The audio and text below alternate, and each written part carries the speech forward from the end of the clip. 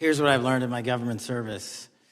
I don't give a damn what they say about me as long as I'm succeeding in the mission. We're succeeding in the mission because the men and women of the FBI have never been empowered to do more work and to hit the streets harder than by President Trump's authorities and resources he's given us. Now, I will agree that I definitely take issue with a number of decisions that Donald Trump makes, especially when it comes to the people that he decides to appoint to very important positions, including this one, because I did have to make sure that I wasn't going crazy. But when I say that you are the least qualified FBI director in the history of the FBI, that is real, because you are the only one that never even served with the FBI prior to joining, yet we are supposed to believe that That's you are false. the greatest thing since sliced bread. I didn't ask you a question.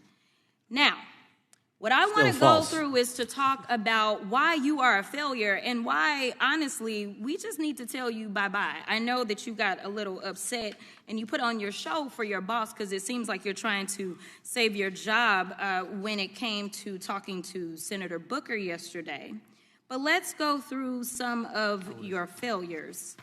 So before you were even confirmed, and I think one of my colleague from Georgia, pointed out that you are already targeting career officials so that you could direct illegal firings. Mind you, these cases that you were so upset about, which are the ones tied to Trump, the cases came through his handpicked FBI director. And frankly, when people sit around and say things like, oh, you know, we're happy because now we feel safe. I don't know who feels safe in this country except for the white supremacists. Time of the gentlelady has expired. If the gentleman would like to respond to any of that. Well, I mean, I'll respond. Kash Patel, as I said when I introduced him, public defender, former prosecutor, top staffer on the House Intelligence Committee, Deputy Director of National Intelligence with the National Security Council, Chief of Staff at the Department of Defense, and FBI Director. I think that's a pretty good resume for the guy who's now running the top law enforcement agency in our country. And we've seen all the stats that he's given to the committee on how much better they're doing at getting the bad guys than the previous guy was doing. With that, I recognize the gentleman from South Carolina. Thank you, Mr. Chairman.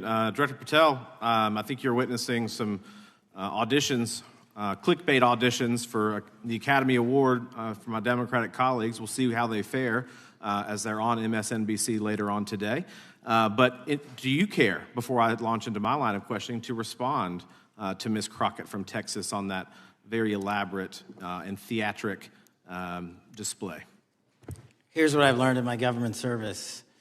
I don't give a damn what they say about me as long as I'm succeeding in the mission. We're succeeding in the mission because the men and women of the FBI have never been empowered to do more work and to hit the streets harder than by President Trump's authorities and resources he's given us. And so all I care about is that we are capturing more child predators than ever before, taking more drugs off the streets than ever before, that we are capturing murderers at a significantly historic rate, and we're delivering this country the lowest murder rate in recorded history. That are facts that you cannot dispute. But you can come at me all you want. I don't care.